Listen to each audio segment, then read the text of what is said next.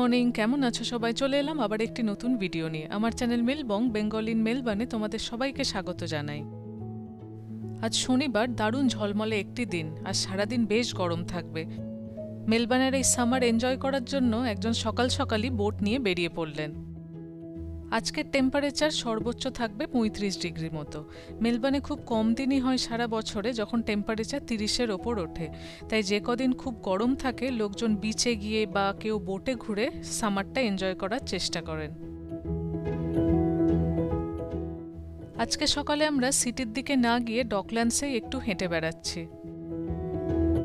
জলের দিকে চোখ যেতেই দেখলাম দুটো জেলিফিশ দেখা যাচ্ছে। সকাল 10টার পর আমরাও একটু বেরোবো। আজকে আমরাও আর ঘরে থাকবো না, একটু বিচের দিকে যাব। সেখানে গিয়ে প্রথমে বারবিকিউ করব, তারপর বিচে কিছুক্ষণ বসে সারাটা দিন কাটাবো। কোভিডের কারণে বেশিরভাগ লোকজনই এতদিন ঘরে থেকেই কাজ করছিলেন, কিন্তু আস্তে আস্তে মেলবার্নে ম্যান্ডেটারি করছে অফিস থেকেই কাজ করতে হবে। সেই জন্য এই ডকল্যান্ডস এরিয়াতে অনেক লোকজনের সমাগম হচ্ছে, আর তাই নতুন নতুন কফির দোকানও খুলছে।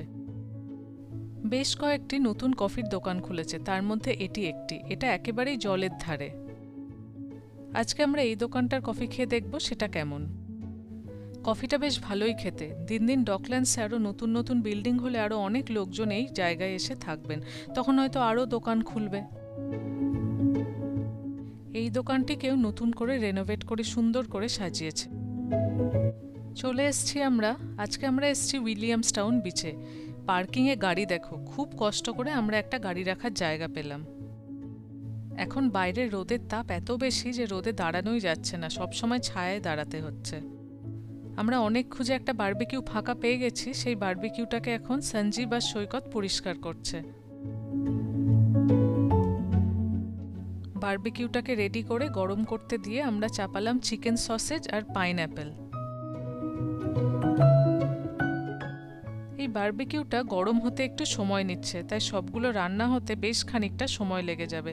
যাই হোক, আমাদের তো কোনো তাড়া নেই, আস্তে আস্তে রেডি হলেই বেশ অনেকটা সময় কাটানো যাবে। পাইনঅ্যাপেলকে এইভাবে টুকরো করে কেটে নুন, হলুদ, গোলমরিচ দিয়ে কখনো রোস্ট করে খেয়ে দেখতে পারো, দারুণ লাগে খেতে। রান্নাগুলো হতে তো এখনো দেরি আছে, তাই আমরা আজকে খাওয়া শুরু করছি তরমুজ দিয়ে। এই গরমের মধ্যে তরমুজ খাওয়ার যে আনন্দ, প্লাস তরমুজটা বরফের মধ্যে রাখা ছিল বলে তরমুজটা একেবারে ঠান্ডা। টাইম পাসের জন্য নিয়ে আসা হয়েছে একটা চিপসের ফ্লেভার আবার বারবিকিউ। সঞ্জীব তরমুজটাকে খুব সুন্দর করে কেটে এখন সোজা করে দিচ্ছে, যাতে আমাদের খেতে সুবিধে হয়।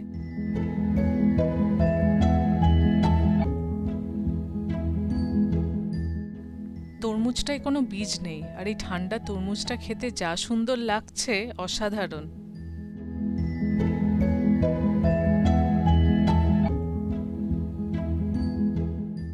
এখানে রান্নাবান্না খুবই আস্তে আস্তে হচ্ছে। চিকেন সসেজের একটা দিকটা সবেমাত্র হয়েছে। সবাই মিলে গল্প চলছে, আর কেউ কেউ গিয়ে এক একবার করে উল্টে দিয়ে আসছে।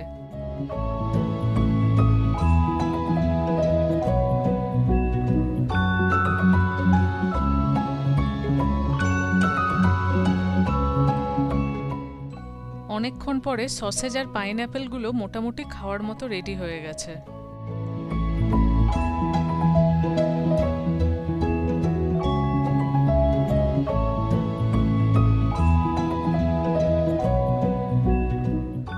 মনীষা বাড়ি থেকে মাছ ম্যারিনেট করে নিয়ে এসছে। এটা সর্ষে দিয়ে ম্যারিনেট করা হয়েছে, তারপর এটাকে ভাপানো হবে। অ্যালুমিনিয়াম ফয়েলের মধ্যে মাছটাকে দিয়ে সেটাকে ভালো করে বন্ধ করে বারবিকিউয়ের উপর দিয়ে দিলেই আস্তে আস্তে স্টিমে মাছটা সেদ্ধ হয়ে যাবে। আর এমনিতেই বারামুন্ডি মাছ খুব নরম হয়, তাই সেদ্ধ হতে খুব একটা সমস্যাও হবে না। সসেজ আর পাইনঅ্যাপেলটা একেবারে রেডি হয়ে গেছে, এবার সেগুলোকে ব্রেডের মধ্যে ঢুকিয়ে খাওয়া হবে। চিকেন সসেজ পাইনঅ্যাপেল সাথে একটু সস দিয়ে খেতে কিন্তু বেশ ভালোই লাগছে।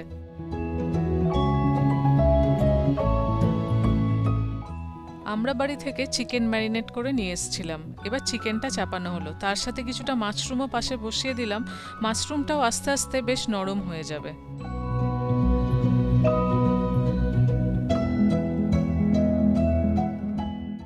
এর মধ্যে মাছটা রেডি হয়ে গেছে। মাছটা এত গরম, ধোয়া উঠছে, ঠিক খাওয়া যাচ্ছে না। উপর থেকে একটু নুন আর চিলি ফ্লেক্স ছড়িয়ে নিলাম, মাছটা খেতে দারুণ লাগছে। আমাদের সব রান্নাবান্না খাওয়া দাওয়া শেষ, পেছনে অনেক লোকজন ওয়েট করছেন, কিন্তু আমরা এখন বারবিকিউটা পরিষ্কার করব। আমরা যেরকমভাবে পেয়েছিলাম সেইভাবেই ফিরিয়ে দিতে হবে, তাই প্রত্যেকের দায়িত্ব নিজেদের রান্নাবান্না হয়ে যাওয়ার পর বারবিকিউটাকে ভালো করে পরিষ্কার করে তারপর অন্যজনকে দেওয়া। এবার আমরা বিচের দিকে যাচ্ছি। আজকে বিচে এত লোকজন, চারিদিকে শুধু মাথা দেখা যাচ্ছে। বিচে যেন তিল ধারণের জায়গা নেই। দেখি আমরা কোন জায়গায় জায়গা পাই।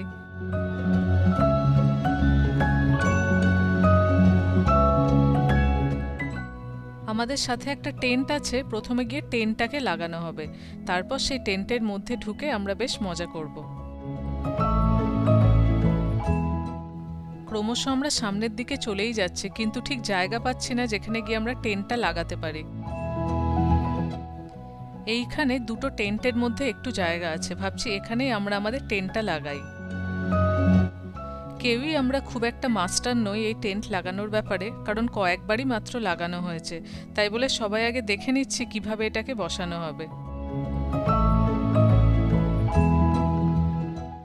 আমরা মোটামুটি বুঝে গেছি কি করে লাগানো হবে, তাই সবাই মিলে চেষ্টা করছি যত তাড়াতাড়ি এটাকে লাগানো যায়।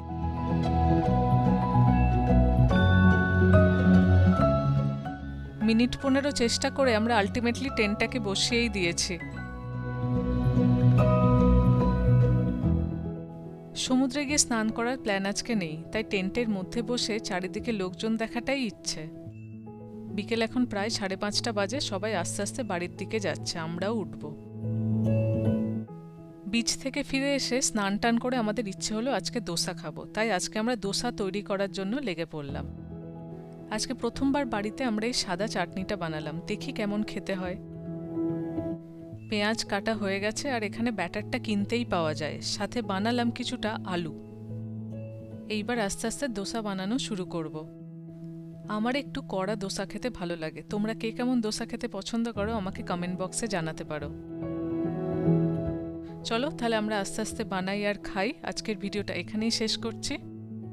আজকের এই ভিডিও কেমন লাগলো আমাকে কিন্তু অবশ্যই জানিও। ভালো লাগলে একটা লাইক করে দিও, আর আমার চ্যানেল যদি তোমাদের ভালো লাগছে তাহলে প্লিজ সাবস্ক্রাইব করো। মেলবার্ন সামারের প্রথম বারবিকিউটা আজকে তোমাদের সাথে শেয়ার করলাম, আশা করি তোমাদের এই ভিডিওটা ভালো লাগবে। আজ তাহলে আসি, সবাই খুব ভালো থেকো, টাটা।